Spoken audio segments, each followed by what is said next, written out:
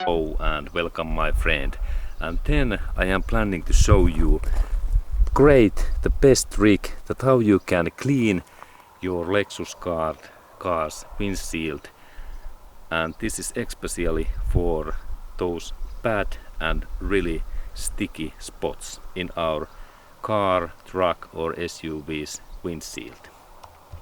And there is my glove, and there is really bad this animal or actually some fly or mosquitoes hit in here, and for that purpose it is good that we have this high quality knife. Best are these from what come from Japan, but also US made is good, and very thin this head, and then when I use that in this way I can really easily remove these big flies, these spots in there. And let's go to look closer my knife. Okay, and there is nice spot in here what is difficult to remove.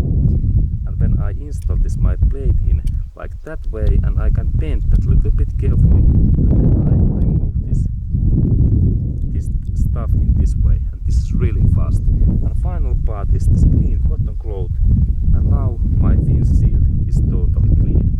And this is so easy when we have this high quality blade, and finally we can install this blade back in this way.